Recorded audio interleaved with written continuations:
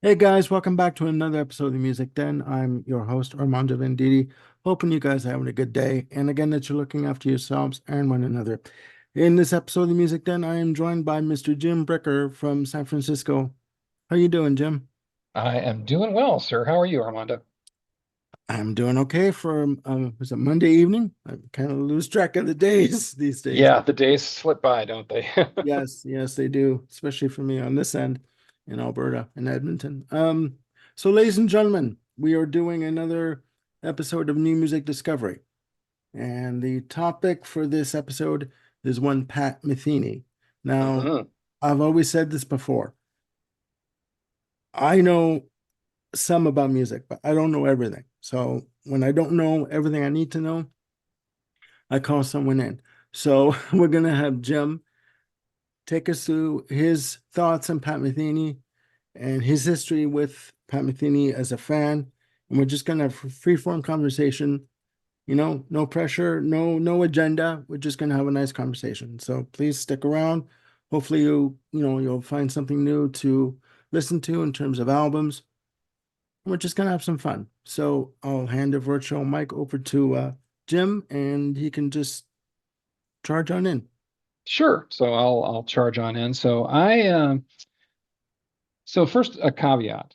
Uh I'm a big fan of music, but I don't know jack about the mechanics of music. So I could not read it to save my life. I'd be hard. I don't think I could tell the difference between a B and an F sharp. I mean, I don't have that kind of vocabulary and language about music.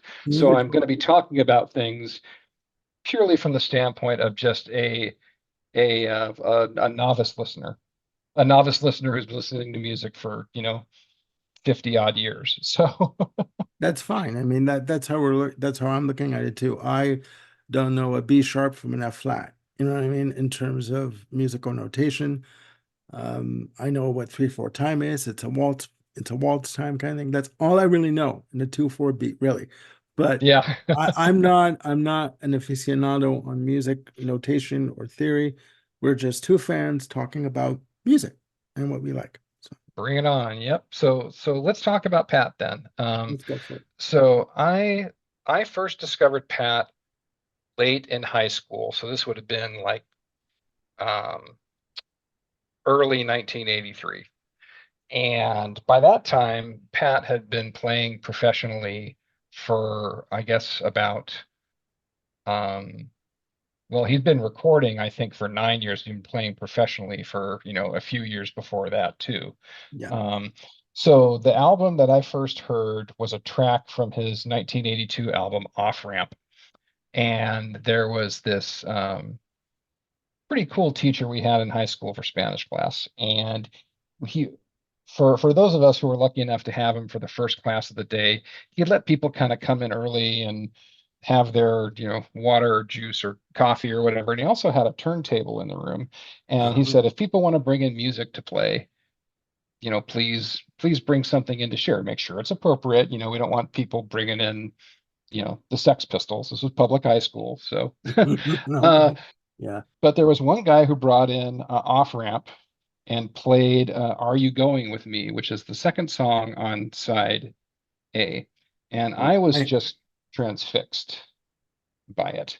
mhm. For those who aren't familiar with it, it's just got this very laid back Latin groove to it.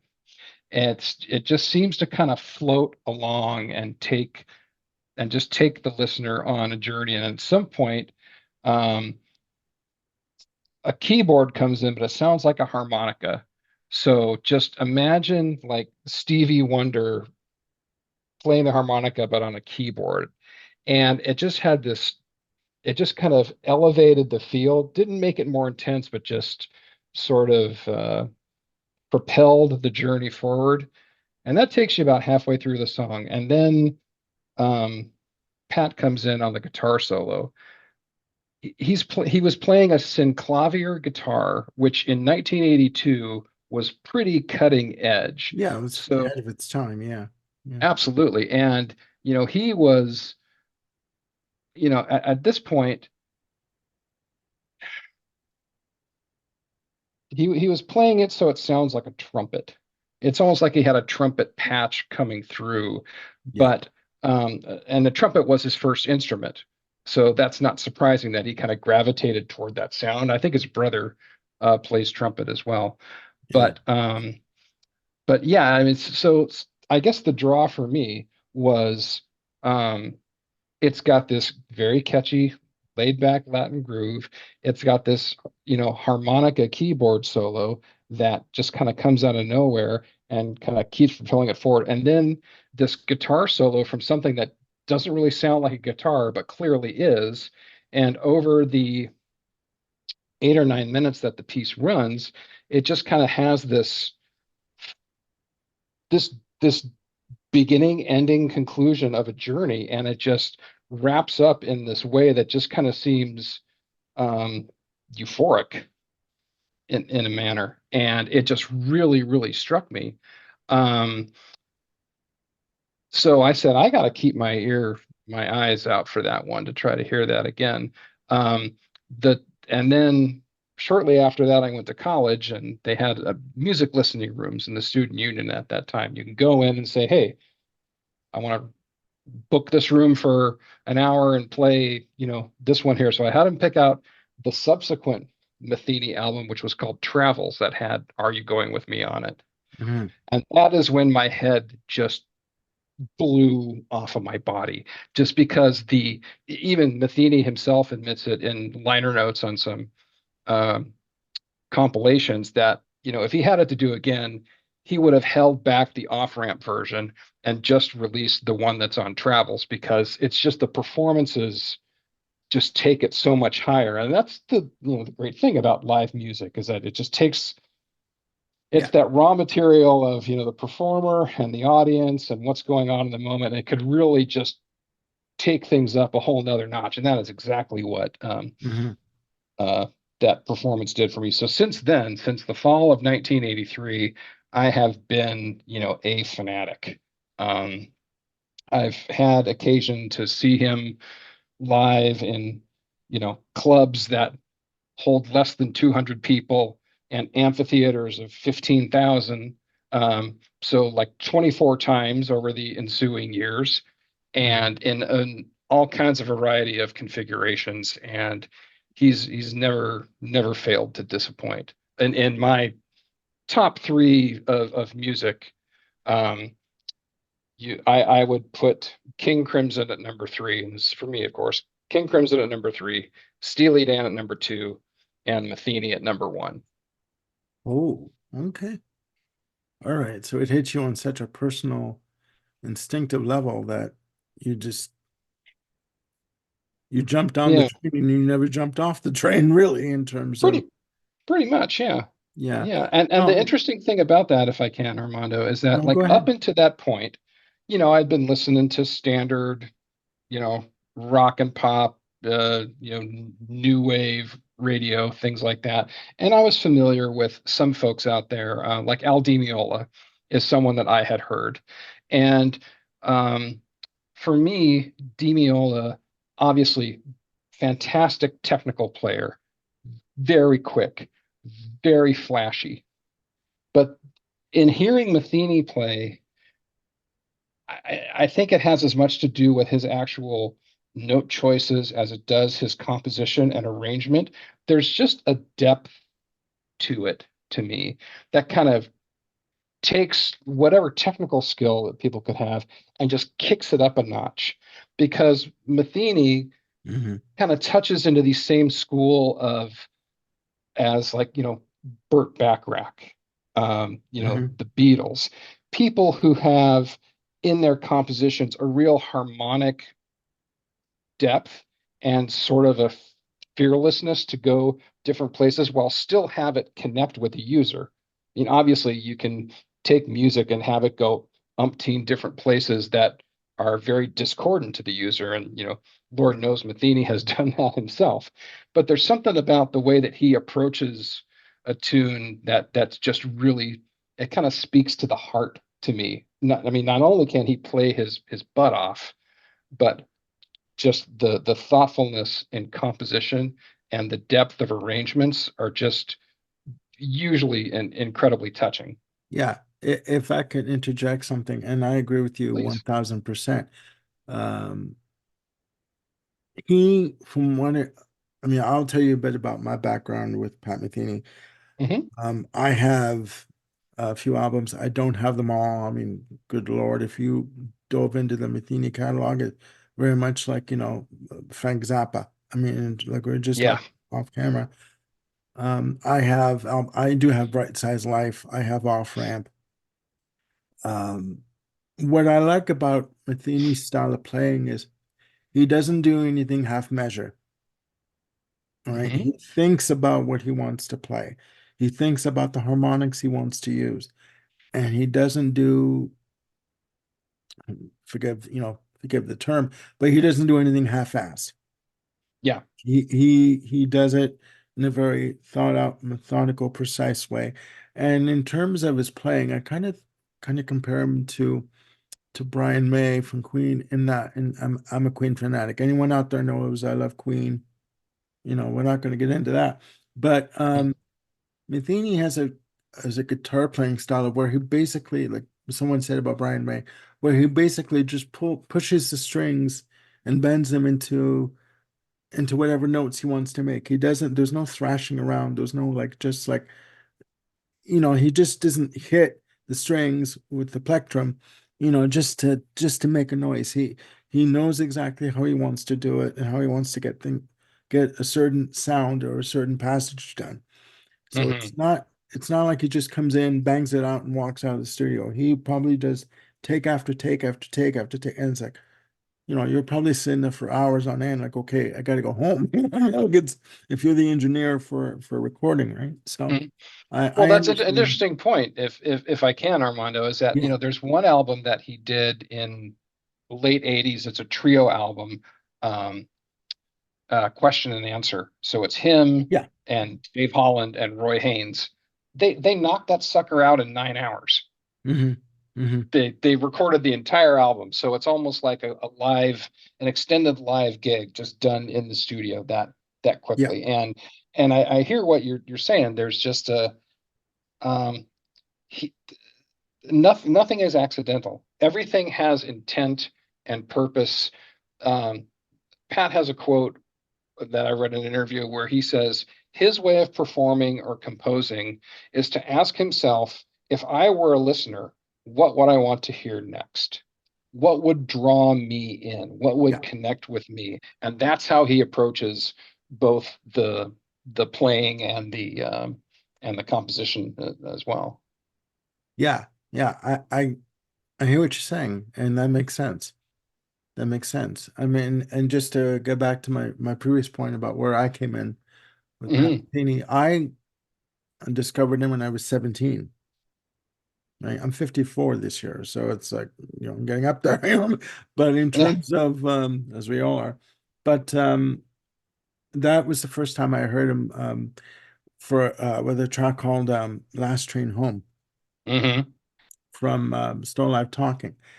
And I just the entire composition, the rhythm of the track on the drums, like with the brushes and the just the whole arrangement and how he comes in very gently with the guitar. Just I would literally sit there and I would tear up. Hmm. Sing Yeah, to he has that effect. Absolutely. I would tear up because it was like I'm like, and I was just like, where the hell have I been? Where has he been? Like, where did he come from? And I mean, I've heard of him before when he did the David Bowie duet, Oh This yeah. Is Not America from, Hmm. Falcon and the Snowman soundtrack. Fantastic, beautiful, brilliant composition that he did with Bowie and Lyle Mays, by the way. I do believe that co-wrote the Hmm. track. I think so. But I thought, what the hell have I been missing here? And Yeah. I mean, and I did, fall out, didn't follow him all the way through, but and I recently rediscovered him over the last couple of years, and I just started buying albums. I can't buy all of them all at once because, you know, Yeah. quite a few of them are expensive. But I just find that he's the type of person where you can put, and then I'll let you talk. I'll shut up after this. But No. I find that he's a kind of artist or musician where you put on one of his albums, you turn off all the lights, and the only light in the, and I've said this before, the only light in the room is the lights coming off the stereo components Hmm. that sort of illuminate the room around you, right? And there's a Right. soft light coming in, and you hear the music. You don't see it, right? There are certain things like I think we've been kind of, and I'm going to get shit for this, but I think that we've been spoiled with the visuals of Hmm. music. Music should be heard with the listen to how can I put this? It's a sonic experience, to be taken in, with the ears. It's not you shouldn't have to sit there and watch it on a video screen or a TV screen on a video channel. Do you know what I mean? And Right. Right. and he's the type of musician where his compositions just sort of take you away on a journey. Absolutely. Yeah, I agree. I mean, there's a lot out there today that, the music, um, it seems probably more powerful than it is because it's augmented so much by a visual, whether you're going to see, whether it's on a YouTube promotional video or whether you're seeing someone in concert, it just sort of becomes this experience as opposed to the music actually doing the talking. And that's one of the things that I've definitely appreciated about Pat is that, his production values, for a concert are pretty lo-fi. I mean, there's a few things in there, especially when he was with the Pat Metheny group. Um, and but again, these stage props and lighting cues and things were like an absolute minimum.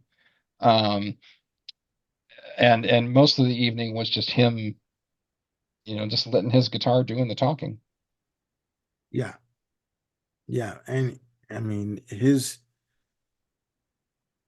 playing is just phenomenal. It's sublime. I mean, It really is. yeah, And this is where I wish I had like the proper vocabulary to get into from a technical standpoint, like why it's sublime. But thank God there's people out there like Rick Beato who can really opine and just go on and yeah, on yeah, about, yeah. about what But makes but his stuff so great. but no, I agree with you. And I watched some of Rick's videos, like when he did the interview with Betancourt, and he did an interview with Brian May.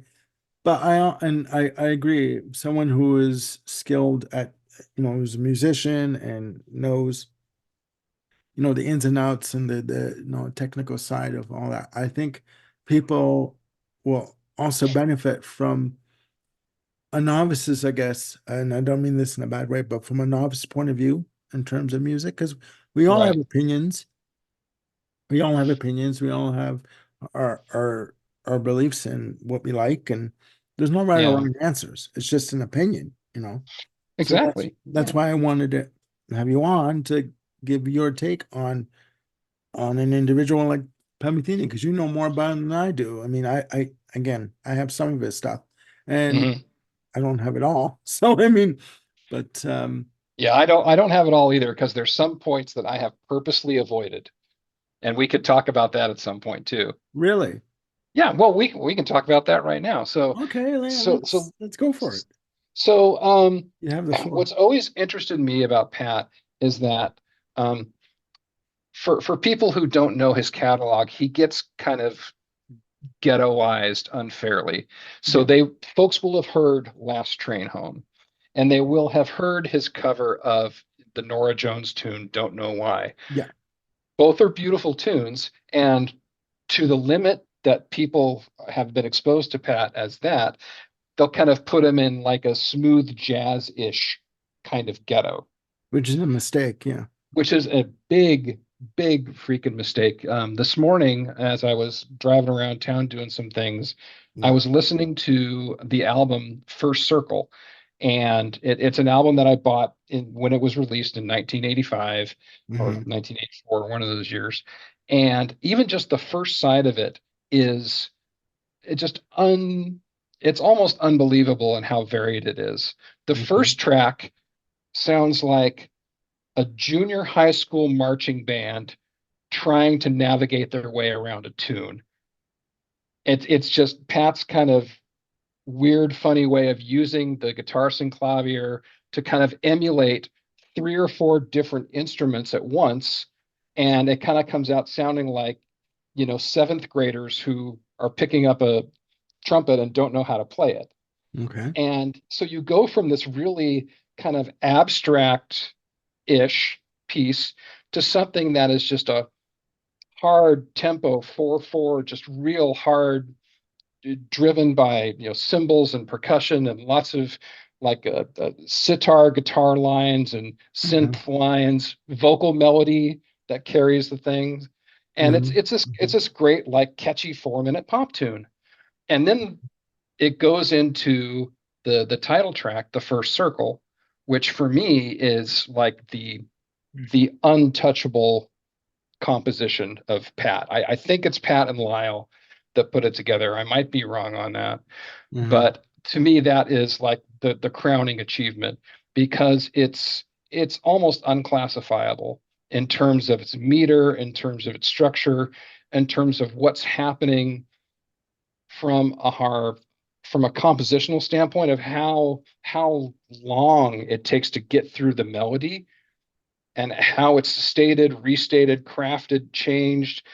There's this beautiful, beautiful piano solo that starts out so gentle and then just gets rollicking towards the end, which Mhm. leads towards this percussion section that is, they've got Japanese koto drums in there. It's like, where the Oh, heck does that come from? But it's perfect. And okay. then it just charges towards this conclusion where you've got two vocal lines carrying the melody and the harmony together, and they're just intertwining and interweaving, and the whole time Pat is playing an acoustic guitar like the with the fastest strumming that there could ever be. I mean, there's lots of notes in the beginning and like setting up the melody and where it's going, but at the end he is just charging on the acoustic guitar and letting the vocal harmonies carry the melodic load, and it comes to this amazing crescendo. And then after that, the conclusion of side one is this most gentle, peaceful, tranquil ballad ever. Mhm. So it goes from marching band chaos to some of the most exquisite, gentle piece of music I've ever heard.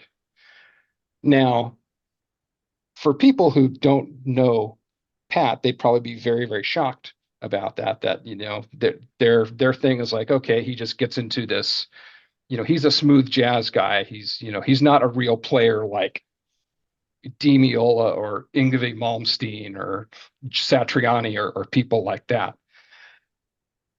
But what's even more intense, so I brought that up as a way to kind of say, okay, even within one album, Yeah. he's got this tremendous range of variety. But there are some albums that I just won't listen to because Pat's going down a musical path that doesn't interest me whatsoever. And that path is typified by two albums. One is called Zero Tolerance for Silence, I haven't and the and heard the it. other and the other one is a triple live CD recorded at the Knitting Factory in New York called The Sign of Four. The Sign of Four is two guitarists and two drummers just just making Ornette Coleman and John Coltrane's out compositions seem like daycare. I mean, they're just Pat and guys are going just absolutely out Just bashing and along. just thrashing. Absolutely. It's Yeah. just a complete thrash fest. And Zero Tolerance for Silence, when it came out, it first of all, it's more of the same. And when it came out, it had the sticker on there from I believe Thurston Moore, who I think is the guitarist for Sonic Youth. Yeah, Um, I believe so. Yeah. yeah. And basically, this little blurb from Thurston Moore says, "This is just the greatest thing I've ever heard." And I went, uh-oh, this is kind of a warning shot for me of what's going to be on this album. And sure enough, I listened to like the first 30 seconds of it in the CD store and I said, nope, not for me, because it's just discordant avant noise. Y- You know what it is, and not to cut you off, but No, please. you can be a fan, an ardent fan, of an artist, and not like everything they do. Absolutely. I mean, just because you're a fan of, say, like Fleetwood Mac or whatever band, it's like there are going to be albums. They're like, okay, you know what? Okay, let's take Steely Dan. Okay, it's like, okay, Gaucho. Well, okay, R&B flavored. It's all right. It's all right. Very laid back. Everything on the backbeat. All that kind of thing. It may not be for you, and then you may hear Asia, which everyone knows it's my favorite album. Um, Good taste. exactly. Of course. And then you may hear Asia and you're like, okay, that's it. That's it. That's the quintessential, and forgive the hooks, guys. That's the quintessential album for me. Everyone is different. Everyone is different. Yeah, I mean, absolutely. you know, uh, it's all the taste, right? I mean, no, I Yeah. I And wouldn't I wouldn't say that, just to finish, like, hearing feedback for, or what you perceive as guitar feedback for 40 minutes or whatever on an album is not yeah. what I is not what I would call music, or you Right. know it's all about musical taste. So hmm So yeah, so I guess the point there is that Metheny's got a very broad spectrum, and he, for people who love that genre, I mean, yeah. it's a classic, but I can't get my arms around it. I can't really appreciate it. When he does, the times where I've seen him live, there's usually one or two times where he'll do something close to that, but nowhere near as long, nowhere near as just completely, out to lunch. Um, and sometimes he'll do that on an acoustic guitar, where he'll just start this kind of thrash strumming for a part of a tune. And the rest of the evening is, I'll say typical Metheny. But yeah, the guy is just kind of fearless in terms of pursuing what particular vision or passion that he has. Mhm. And I got a lot of respect for that, and I've gotten so much enjoyment out of his music for all these years. It's just been phenomenal. I agree with you. I mean, the way I look at his work is every album is a chapter. To it, hmm you know, um, it's not one album is the same. Yeah. And I like artists that do that, right? I mean, hmm it just makes it more fun for the rest of us to listen to, you know? Right. Absolutely. And it's not like he's um, a chameleon and turning from one. I mean, he'll kind of pursue a path, but it still sounds like Pat. Yeah. Whether he's doing a straight ahead, like hard bop album, like Question and Answer, which is, guitar, bass, and drums, or whether it's this orchestral thing, like The Way Up, which is the final Pat Metheny group album. Um, we talked about Secret Story a little bit before the camera goes on, which again, stylistically all over the map. Oh yeah. Um, Oh yeah. That's my favorite album. Yeah. Spoiler alert. yeah. Um, yeah, no, I mean, like with Secret Story, I I fell in love with the album right from the first, you know, from the first track, like Above the Treetops. It's like, and for everyone out there, it's basically, um, it's it's it's world music, it's jazz fusion. It's the kind of, and I've explained it like this before. It's the kind of album you put on where, it- how can I explain this? Like this. Picture like a nice, warm, sunny morning, right? You open the hmm windows, you open the windows. Someone out there, and your neighbor's cutting the lawn. You can smell the fresh cut lawn coming through the window. You hear the birds chirping. This is gonna sound corny, but it's true. You hear the birds chirping. You put this album on, Secret Story, and that's what you feel like. It's like a breath of fresh air coming in into your home with the windows Hmm. open, a nice soft warm breeze is coming in, and you just sit back, you put your head back, you close your eyes, and you let the music take you wherever the hell it's going to take you, right? Right. And you don't care where you're going to end up. You don't know where you're going to end up, but you know what? You're better for it at the end of it because it Hmm. takes you on such an experience, right? That's how I Absolutely. that's how I explain Secret Story, right? Hmm. So like, and that's the beauty of music. Music is, well, with respect to Pat Metheny's music, his music, it's okay. It is what it is. You can't explain it. And there's no need to explain Yeah. Well, let's just stop the video then. it. No, No, won't. no. But go on from there. But do you know what I We'll mean? fumble through. Yeah, yeah. Yeah, yeah. We'll just talk for the next 10 minutes about whatever else we like to do. No, but Yeah. it's yeah, his music does that to me. It's, and I mean, but what I like about Pat Metheny is he's the type of artist that does whatever the hell he wants to do musically. Yes, He's not pigeonholed, absolutely. right? And Yeah. he's been, just for everyone out there, he's been signed to ECM, he's been signed to Warner Brothers, he's been signed to Geffen, None Such, again through Warner's, and he's started his own label. And I think it's called Modern Music, where he's Well, released actually, Modern Recordings Modern is a recordings. it's a division of I BMG. think I think BMG. Yeah, right. And so I don't know, and there's other artists on it, so I don't think it's like Pat's Oh, label. oh, okay, okay, okay. You see, my error. But what I mean is, you have your ticket artists like Pat Metheny, and he's signed to Geffen and Warner's, and you Yeah. would think you would think, okay, you know what? I'm signed to these big labels. They're gonna want me to deliver something that's along the lines of either a rock album or a pop album or a Hmm. straightforward jazz, bebop, the swing jazz album. They let him do whatever the hell he wants to do. Why do you think? Right. But why do you think that is? Well, I think there's a couple of practical reasons for it. One is that the big after he finished with ECM, and that was in '84, um, the contract with Geffen when he started, everything was kind of had a label of Metheny Group Productions on it.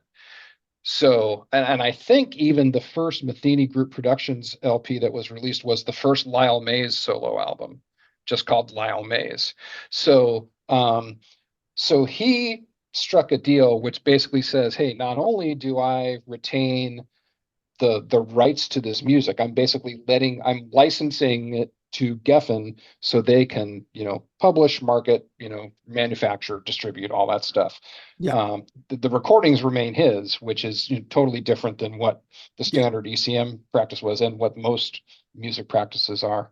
And I think he just found someone in David Geffen who kind of got what he wanted to do, got, Pat's core value system.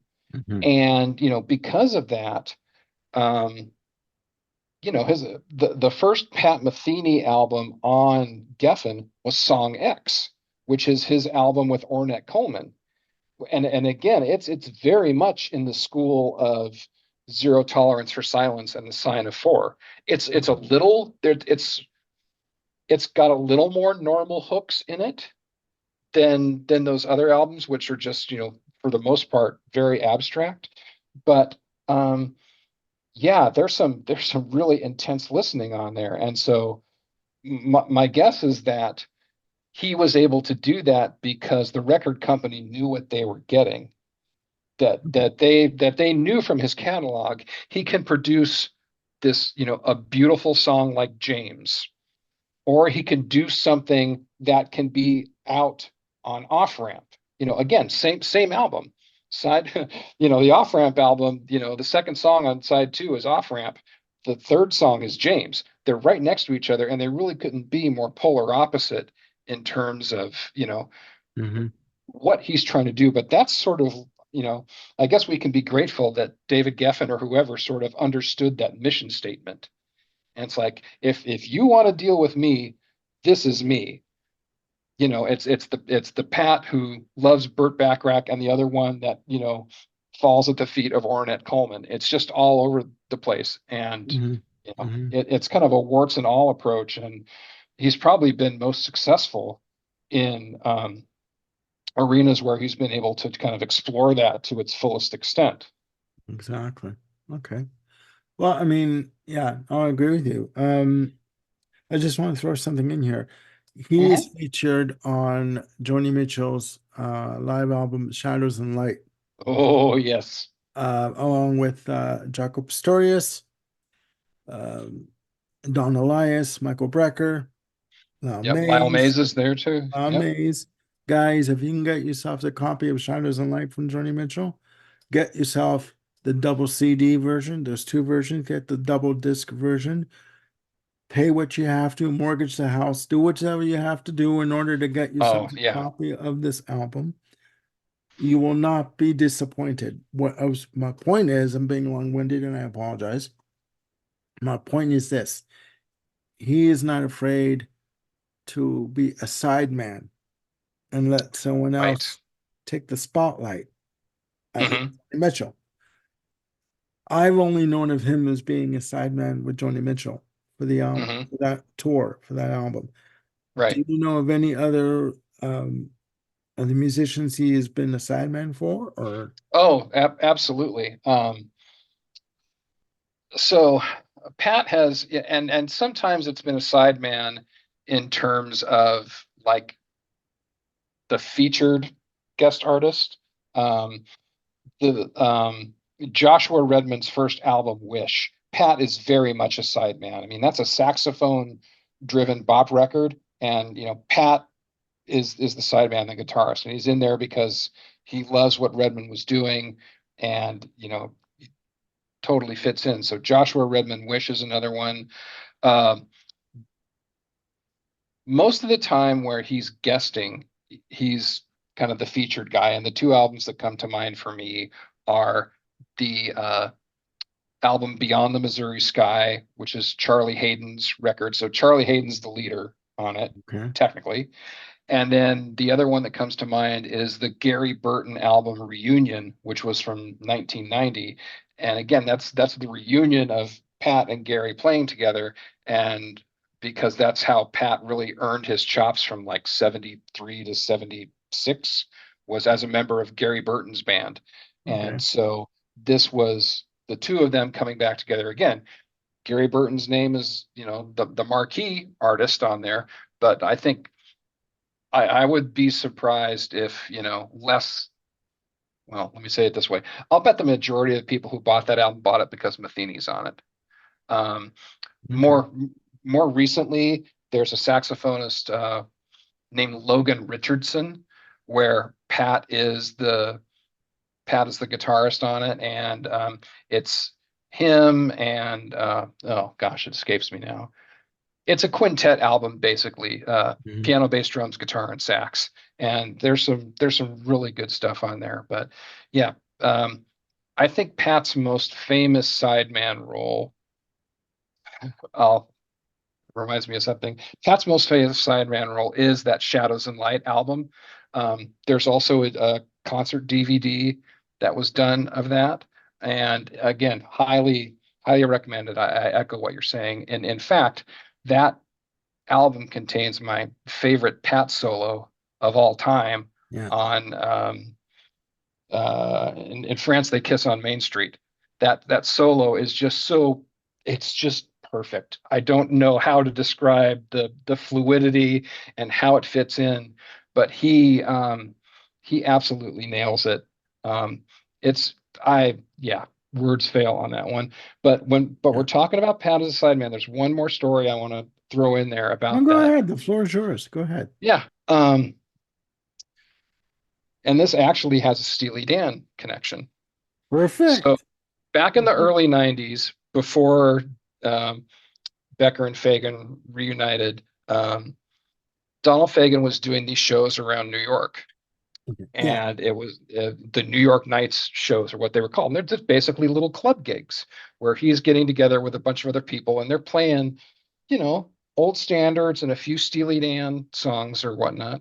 Hmm. And this was, like I said, early 90s, happened to be about the time where Pat was in New York recording the Secret Story record. So somehow the connection was made with Pat. That's like, hey, do you want to come down since you're in town? It's very close. Do you want to come down and you play on one of these gigs with us? And he said, sure. He's a big Steely Dan fan too. So, Hmm. yeah, he went down and played, one night, sat in with Donald Fagen's band, and there is a recording out there. And you know the song "Sign and Stranger," right? Hmm. Yeah. Imagine Pat's synclavier guitar taking the solo on "Sign and Stranger." Okay. Yeah. It's almost hard to comprehend, but again, it's another one of those things where I when I first heard it, my jaw dropped. I played it for other people, and just beside the fact that yes, there was a meeting of Steely Dan and Pat Metheny live, to be able to hear this and hear what Pat is doing with that tune is Yeah. just mind blowing. So that's probably my favorite sideman story of Pat, just because it's so under the radar. Yeah. And Pat Metheny doesn't seem to be the kind of kind of artist that would sort of try and make that situation a showcase for himself. Do you know what I mean? Like, Right, right. um, yeah, and I think that's a case too of a musician taking an existing piece of music and somehow making it his own or their own, like with putting their own signature on it. Absolutely. Yeah, it doesn't, it does have Pat's stamp on it, but yet he doesn't like take over the piece. He's doing it in service of what the composition or what the performance is asking for at the time. Yeah, And he's just leaning into it with all that he's got and, putting out something that just sort of takes the tune and just kicks it up a couple of notches. yeah, I think that's a sign of just a good musician, someone that how can I put this? Matheny is one of these musicians where, again, I've said Frank Zappa before. Frank Zappa, Prince, he's a musician that lives and breathes music. That's his existence. Do you Oh, know what I mean?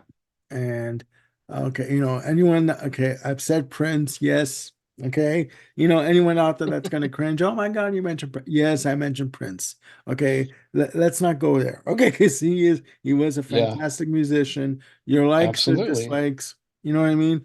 He Prince went from R&B to rock to jazz to funk all over the place. So, I mean, I put him in the same realm, in the same standard as Pat Metheny, and Zappa. And speaking of Zappa, like I was just watching a documentary before we connected, and Hmm. someone said that a music critic from Rolling Stone, David Frick, said that Zappa was an American musician in terms of all encompassing. Would you Hmm. would you put that same description for Pat Metheny? Oh, I think so. Absolutely. And I think part of what makes him such an American musician is that Pat hails from Missouri, which is heartland America. So he's just, you know, at his core, he's a Midwest kind of guy, kind of like, just traditional roots. I'm not saying like he's a traditional or a conservative person now, but there's something about him that is just deeply rooted in Americana, which is this, whole I was gonna genre say of that. music that's come out. And that really comes out in that Beyond the Missouri Sky album with Charlie Hayden, which is it's just beautiful. It's mostly ballads, mostly just duet of acoustic bass. and Pat on a variety of different acoustic guitars. Hmm. And there's a little bit of embellishment in there, like he'll overlay an electric guitar solo here, or he'll put like some synth patches behind just to make something sound more orchestral. But again, it's not um it works. It works for what the song is calling for. It adds, Absolutely gorgeous record. so you would say they what he does in terms of overdubbing adds more depth, more breadth of scope to the recording overall in terms of the That, compositions. yeah, that's a great way to put it. Okay. You know, I don't think he's one to kind of layer in tracks just because he can. I think Pat's MO is like what is trying to be communicated in this track, in this song, Yeah. and what can I do in service of that, in service of the song, not in service of Yeah. showing what a badass I am on the guitar. Yeah, yeah. There are certain albums where okay, you're recording in the studio that's got like say I don't know 32 tracks Mhm. studio, and there are certain musicians. I'm not going to name names. I don't want to get in trouble again because tend to be a whipping boy for people. Mhm. But certain musicians tend to sort of overdub and overdub and overdub. Like they cram every channel that they can with a recorded piece of music for the track, right? With like Right. overplay kind of thing. You know what I mean? They cram it in. Oh, sure. And there's some musicians like Metheny, and back to Metheny, where there's a lot of breath and space. There is a lot of breadth and space, but what's amazing when you listen to some of those recordings, like the Still Life Talking album, that is just filled with little percussive touches here Yeah. or there. Oh yeah. And again, if but it's never overwhelming. It's always in service of what's going to move the song forward, what's going to help make the statement that that the piece is trying to make. Yeah, So whatever. I hear you about the fact that he puts a lot of space in there, but what's interesting to me is that when I study it, especially on the later recordings, oftentimes it's very full, where you can hear a lot of things like on the Way Up album. It's just it's crammed with sonics, but everything is distinct, everything supports one another, and it makes a cohesive whole. And it's not this idea of it's the idea of the song is king. And I think I need to go back to a point I started to make earlier, and I realized I failed to do when I was talking about how I had heard like Al Di Meola. Yeah. Once I heard Metheny, I sort of got the idea that you know, if you look at music as like a dessert, I um, love dessert. Go on. okay, Demiola, Demiola is icing. Metheny is the cake. There's something about I the got it. deftness of what he brings that just it holds the structure together. There's something, not to cut you off, but what you're saying is with Matheny's playing, and I love Al Di Meola. I think he's great. Yeah. But what you're saying with Matheny is there's something intrinsically there that's a foundation in Hmm. terms of the musical composition. Absolutely. Yeah. It just gets to that depth Yeah, that he's able to extract from either the yeah, melody that he's writing yeah, or how he's approaching it on the guitar. yeah. Okay, well, this is quite deep. No, I agree with you 100%. This is quite deep. No, no, no. In terms of just to add to your point, in terms Mhm. of Matheny, he does go by in I would say in a good amount of his compositions, he does go by the school of thought of less is more in terms of not overdubbing and overdubbing until infinite, infinite, times in order Right, exactly. to make the statement with the composition. Do you know what I mean? Hmm. I mean, he'll overdub if it adds to if it adds to the integral message of the composition that he's trying to convey or put out there. But he Yep. doesn't overdub for the sake of overdubbing. Right. You know what I mean? Oh, I forgot to put an extra guitar solo here. Okay, maybe I can fit it here and you can move this part here and do this and this. You know what I mean? Yeah, Everything has a purpose and a meaning and um, a forethought, like a reasoning for what he's doing um, right.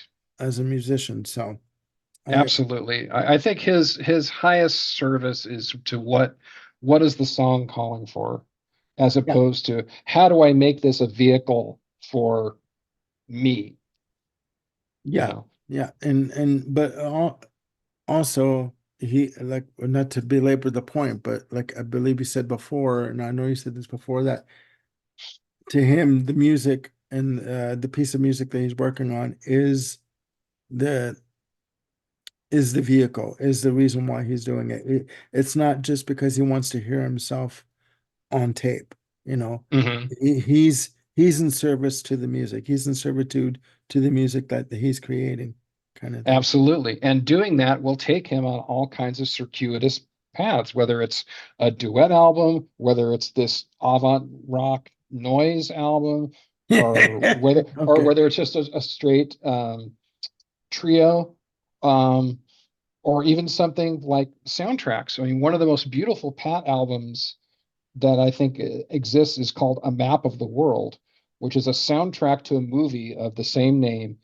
I think because it's a soundtrack, it hasn't gotten as much Yeah. attention Yeah. as other things, but to me, that's one of his most beautiful pieces of music is and it's pretty much, whatever, 60 65 minutes of just Pat doing what Pat does in terms of taking themes and ideas and extrapolating and building on them. But again, it's not, it doesn't get overblown. It never gets showy. Again, it's like in the service of what am I trying to have this piece of music say? Yeah. And highly, highly recommended record, A Map of the World. Yeah. I Okay. think it's Well, on all the streaming services. okay. Yeah. Well, no, we're gonna get to that in a sec. I'm gonna ask you. I just have one question, and there's a reason. Uh, Okay. the album Orchestra. I think it's Orchestrion. Yeah. What did you think of the album? Because I've tried to listen to it a few times and I've tried to make Hmm. heads or tails of it. And I'm still flipping over and trying to listen to it, trying to make sense of what he's doing with this album. What is your take on Orchestrion? Uh, Well, first of all, let me explain what orchestrion is, and it's almost kind of hard to explain. Um, it's basically what Pat has called it like his mad scientist moment, where he's basically using a guitar to trigger other instruments.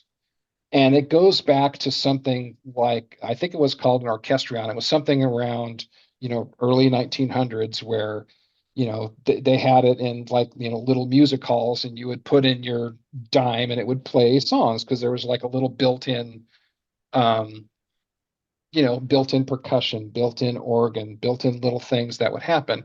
And so mhm. Pat's idea is, why can't I just play all that myself from the guitar? So using MIDI and solenoids and all these completely cutting edge bonkers things, Yeah. he's playing something on his guitar, and yet it's making marimba mallets strike, Mhm. or it's Okay. making, piano chords play, or bass notes, or whatever. And so between looping and layering, he's able to basically be truly a one-man band. Okay. Um, so Orchestrion as an album doesn't really connect with me. Um, there's some nice moments on there, but there's just something kind of compositionally that doesn't really strike me as much as some of his other records. Um, the Orchestrion Live, um, again, it's on DVD, and there's an album of it as well. I think it works better for me where he's either taking older tunes and recrafting them for the orchestrion, or he's just improvising. In Okay. fact, there's one improv on there that's, again, just loops and layers, and that's Well, sort of like the best demonstration I know of how to sort of get into orchestrion, mhm. because you can see him do it. So that kind of goes back to the thing that we were talking about before, where it's like visuals almost, Yeah. Yeah. detract from music. But here's a case where the visuals kind of make your brain understand, what the heck is going on and really kind of appreciate more what is going into the performance. I mean, not only does this guy have to perform his instrument, he's performing all the other instruments, he's arranging it on the fly. Yeah. Technically, he's got to understand when to stomp on this and push on that, and you know when to hit the pedals again so everything backs out all of a sudden. I mean, it's an amazing thing to watch. Okay. But again, it's a visual thing. I mean, like to sit Hmm. there in the audience and or even on the DVD and watch how they do it and how they come up with these arrangements and musical pieces. I mean, Hmm. there is in that case there is such a thing as watching it visually that you understand it more than just to sit back and listen to it, sonically, right? With an album. So I get that. And yeah, no, no, you answer that question because guys, I've tried to sit there and listen to orchestra, like 2 or 3 times. I can't do it. Like I've tried. I mean, maybe I Hmm. should try some more. I don't know. And it's not, again, for those that don't know, it's not like it's not zero tolerance for Yeah. silence, excuse me. It's very much in a Pat Metheny group secret story kind of vibe, Yeah, it is. It is. but there's just something about it to me that where the compositions don't meet me. And it may have to be because he's sacrificing the performance. Um, it reminds me of like form follows function. So here's a thing where um, you know, I honestly don't know in this case. Like, what's the form? Is the form the orchestrion that he's built, or is that the function? And what Yeah. has he had to adapt? And it feels like he's had to adapt something and edit it to kind of make it work within the frame that he wants to be in. Yeah. And Yeah. if Pat Metheny ever hears this, he might say, "Jim, you just don't know what the hell you're talking about," and that's probably very true. But at least from my standpoint of how I connect to that particular album, that's where it kind of falls for me. Yeah. No, to me, I'm what I'm taking from what you're saying is I'll use Secret Story as an example, as a I guess you'd say like one end of the spectrum to another with between compared. Let me start again. Guys, there's coffee in my cup here, nothing else, I promise. Um, you take Secret Story and then you take Orchestrion. Yep. To me, the human element is missing from Orchestrion overall. There's a Yeah. human element in Secret Story. Secret Story goes, the way I take Secret Story is you start off with Above the Treetops, the first track, right? Hmm. Starts off bright, early, sunny morning, say 6 a.m. You get in your car, you drive, and every song is a different street you go down. Yeah, Okay? that's true. That's true. Every song on Secret Story is a street and an experience that you have that day. And at the end of the day, you go home, get out of your car, you go in the house, you sit down, and you just sit back and you reflect as to what Hmm. you've experienced. That is the human element. Yeah. Um, there's something missing with Orchestrion for some reason. Maybe I need to listen to it again. I don't know. Maybe I need to give it, hell, I tried to read Stephen King's The Stand 3 times. It took me 3 times to get through the SOB. And that thing is 1,200 pages long. Okay. So Yeah. there you go, right? And I'm not, Orchestrion is only 55 minutes or so. So, there you go. There you go. But I mean, am I making any sense or am I just not? absolutely. Yeah. Yeah, you're absolutely making sense there. There's something about it that just doesn't connect with me. And I think there's a lot of Pat fans who kind of feel the same way, where it's not a misfire. It's Yeah. just like, you know, there's so many S tier Pat records that this one is like a, it's in the B range, maybe.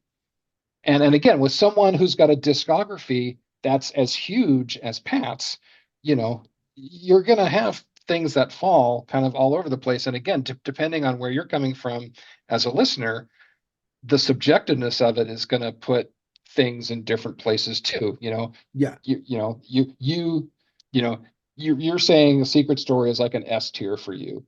Mhm. For me personally, it's kind of like an A B. It's somewhere in there. I got it when it came out, and I love the analogy that you used where it's like it's going on different streets, as you're in your car, as you're traveling around.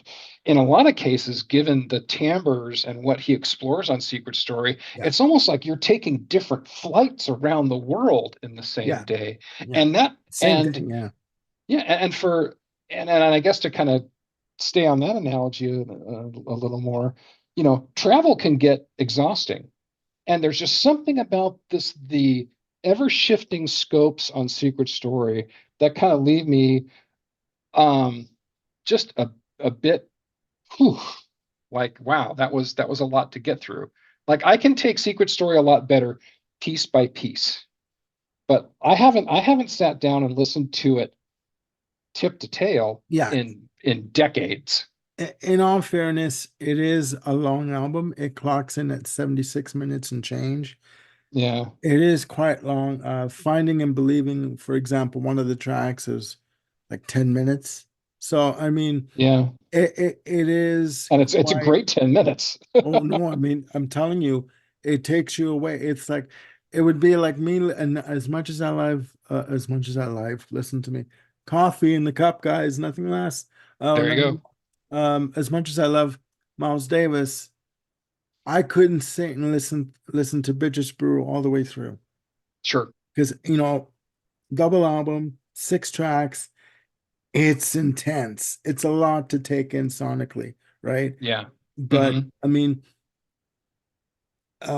there is something about again Secret Story with Pat Metheny and back to the Metheny um Hmm. angle that for me it's a door, it's an open door to discovery music. Hmm. Nothing is Yeah, off limits, right? that's true. And that's what I think in closing. I mean, we can end this. I want to ask you too, something too, but I think that when you listen to, if you're open to listening to an artist like Pat Metheny, the answer is there are no answers. They're just questions, right? Yeah, And exactly. once you're okay with that, you're good to Hmm. go. You're good to go. Like you're Yeah. gonna be okay. You know what I mean? And that corresponds very well to a thing that Pat has said about his own music. For market purposes, he gets that it has to be put in the jazz aisle. Yeah, But he doesn't like that. To him, it's just music. It just happens to be that the jazz palette is as close as one can get to sort of where to file it in the record store. And of course, record stores, what are that? What are those things? Just exactly. barely exist anymore. But if, Unfortunately. let me throw one other comment out there if I can, Go Armando. ahead, go ahead. The the point about Secret Story that you're bringing up um, reminds me of what I think is I'll call it the perfect Pat Metheny group album, which Okay. is The Way Up. Um, in every Pat Metheny group album, there's something other than The Way Up. There's something that's always left me going, it's not, it's a B song on an album filled with A's. But The Way Up, it's long. It's 68 minutes, and Yeah. it's basically one song that's It- divided into into like what? 4 parts? four parts Yeah. exactly. Yeah. Um, and I could just as easily call this, you know, prog rock as I could jazz, as I could classical, as I could, there's sections in there that are, trip hop and again, avant-garde noise. I mean, there's Yeah.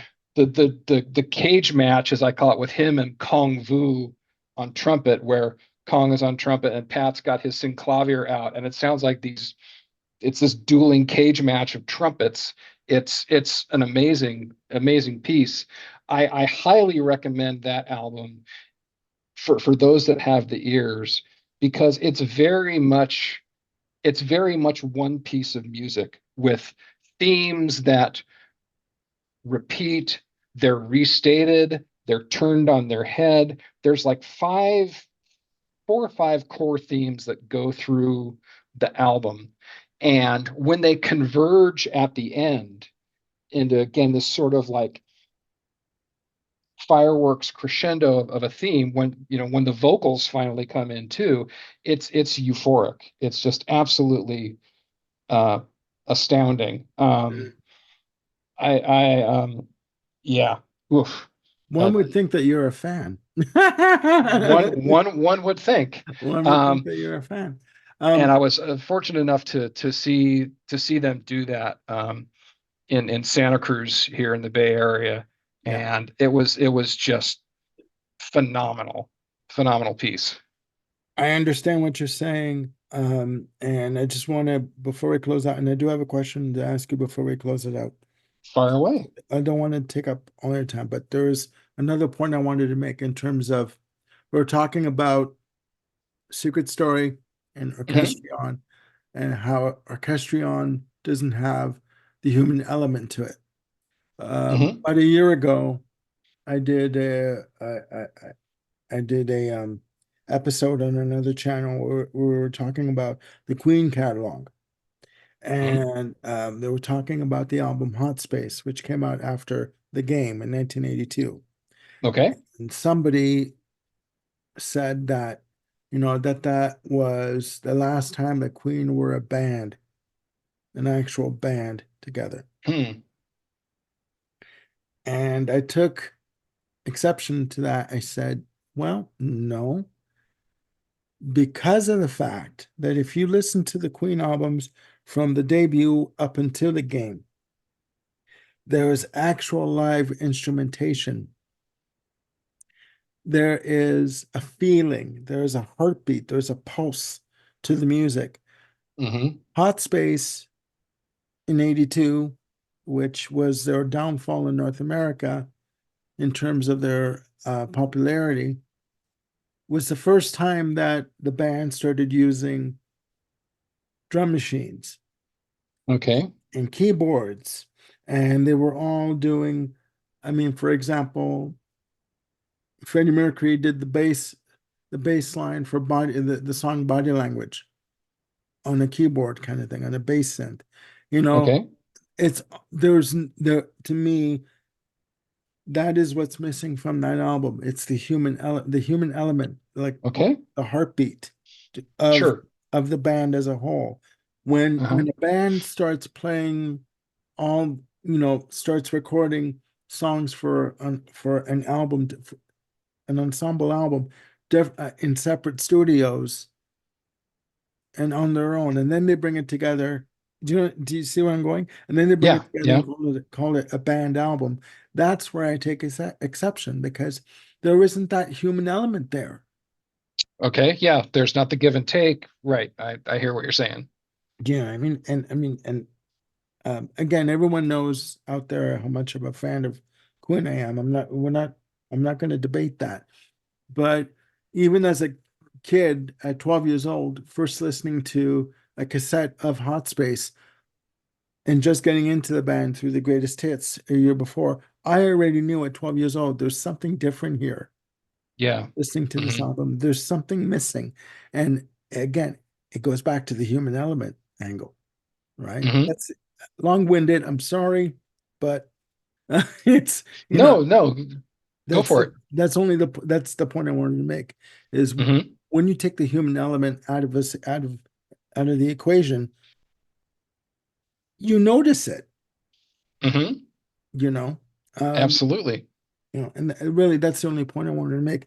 My question to you, and I'm wrapping this up, as a for me, my gateway into Pat Metheny was Still Life Talking. Hmm. For anyone out there who has been living in a cave for the last X amount of years and has not heard of Pat Metheny, what album, and there's a few of you out there who have not, uh, Hmm. what album would you recommend as a gateway into the Metheny catalog? Uh, it not knowing the individual, it's very hard to kind of put a blanket recommendation because I know if someone leans one way, I'll kind of I'll recommend this Pat album. If they lean another way, I'll recommend another Pat album. But for like general broad recommendation for Mhm. someone to sort of get the what Pat does, um, I would have to lean into Still Life Talking. Um, and I kind of cringe a little bit as I do that because it's got, his most smooth, jazzy tune on there with Last Train Home. But everything else in the record, Minuano, the lead-off track, is my second favorite of his catalog. It's just mind-blowing how great that tune is, how it moves in and out, like a suite into these various sections. Passages, And yeah, sections, yeah. yeah. Um, So May It Secretly Begin is a, wonderful tune that's got a great vibe to it. Yeah. Um, it's Just Talk that kicks off side two is a great up-tempo track. Um, the the next one where the title of it escapes me right, Third Wind. Third Wind is another great belter of a track, Yeah. which again has enough of Pat being out there to not scare people away, but Hmm. it sort of tips its hat to where he can go if he wants to pursue that muse to the end. Yeah. And then the last two tracks, which is basically um, Distance and In Her Family. Mm. Distance is very much almost like a Brian Eno soundscape, but it's also very, very orchestral. But it's really just sort of keyboards and patches just moving things in and out, really calming. And then the final tune In Her Family is just this very sweet, um, Plaintiff. almost melancholy piece that's just primarily a duet of him and Lyle. I mean, there's other things in there too, but Mhm. they kind of take the lead on bringing the melody all the way through, and it's just stunning. It's just absolutely stunning. Mhm. Um, that wouldn't be that's not my favorite, but for someone dipping their toe in the water to want to have a better idea of how to get the full breadth of what Pat does, I'd put that out there. Yeah, that's a good one. I would, yeah, that was my gateway. Like I said, Hmm. and that was just for Last Train Home. I loved it. I would also tie that with, if you want an album that's, um, it's a tie for me. It would be, for the novice out there that just wants to start to get into Pat Metheny and just explore. I would say Still Life Talking, but I also would tie that with Secret Story. If you Yep. want something that's more of a more world-based music, more Latin tinged or infused Hmm. arrangements, I would have those two. I would listen to Still Life Talking first, guys, and then I'd go into Secret Story. Believe me, any one of these two albums to start with, you will not be disappointed. Like really. Yep. Um, and you know what? It's a buffet. I'm telling you, if you go on Wikipedia, which I like to do that sometimes, I like to go on and, oh, I haven't heard this before, and start reading up on an artist. When you look at the Pat Metheny catalog, you're like, your eyes almost bug out of your head because it is so vast and Yeah. expansive, right? So, I mean, take our advice or not, but you know what? we gave you two good albums to start with. Well, I think we've come to the, pretty much the end of this conversation. Is there anything else that you wanted to add? Um, well, I think what I'd like to do is I've done this type of a conversation before regarding Pat Metheny on Twitter, Yeah, and I've put together some materials about that, kind of like if you like this genre, you'll like this Pat album. yeah. And I've have a couple of playlists. Maybe what I'll do, Armando, is I'll make sure you have the links for those, and then if and when this video gets uploaded, you can publish those links too. So if people want more sort of a handy place to go choose your own adventure, Of you course. can No, you can do that too. I'll put it in the description so you can send them to me. And this video is going to get done by tomorrow. It's going to be uploaded and ready to go. In what, 2 weeks time. So Woo! no, I get them done pretty quickly. So yeah, put if you want to send me the link, I will put the link in the description, and people can check out the playlist that you put together. He sent Jim has sent me some information. Oh, and intense. Okay, he knows what he's talking about. He knows what he's talking about. Well, ladies and gentlemen, there you have it. And the phone's ringing right now. There we go. Good Um, timing. there we go. But Bob will get the phone. So there you have it, ladies and gentlemen. New music discovery conversation on Pat Metheny. I want to thank Jim Bricker for coming on the show, and I want to give a special shout out to Bill Schuster for hooking us up. You know, Thank um, you, Bill. I know you'll be watching, Bill, and hopefully we'll be getting Jim on for more episodes. We talked about Jim joining us on the new music discovery episodes for the Tea Party, so we'll see how many Yeah, available to do for that, and we'll be talking more hopefully about doing further shows together. So again, thank you, Jim, for coming on, my guys. pleasure, Armando. Thank you. It was a sincere pleasure to have you on. It was really stimulating, actually. Um, I love this conversation. I think it was fantastic. So, We could have guys, gone for another hour easily, but hey, the phone rang, so must be time to end. well, I mean, I don't want to take up your time, right? So, no, if you're if you're busy, I don't want to take up your time. So, but we'll always continue that. We can continue this conversation. So there you have it, Absolutely. guys. You know, let us know in the comments down below what you think of Pat Metheny, what you think of any of his albums. There's a lot to choose from, guys. There's Absolutely. so much to choose from. And, you know, again, opinions are just that, opinions. There are no right or wrong answers. So again, put in the comments below your favorite Pat Metheny albums. Could be two, could be 10, could be 20. Lord knows he has a lot. He is coming out with a new album. I was tipped off by Jim about the new album Moondial coming out. I believe it's July 21st. I've already pre-ordered my copy. You can get your copy through Amazon.ca or Amazon.com for something like $20. So pre-order it. What are you waiting for? Yeah, So exactly. there you go. And again, click like and subscribe and hit the notification bell to keep yourselves on top of any new content I've got coming up. Um, That's everyone, me hitting the like button. there you go. I got that reference. I got the reference. So again, ladies and gentlemen, thank you for tuning in, and we hope you enjoyed this episode, and hopefully you found some new music to discover. Right? That is the wonderful thing about music. You know what? You may not like Yeah, everything that you hear, right? Not everyone is going to like everything, but you know what? Give it a chance. You never know, exactly. right? So again, for Jim Bricker, I am Armando Venditti signing off. Please look after yourselves and one another, and we will see you soon with another video. Bye for now. Great.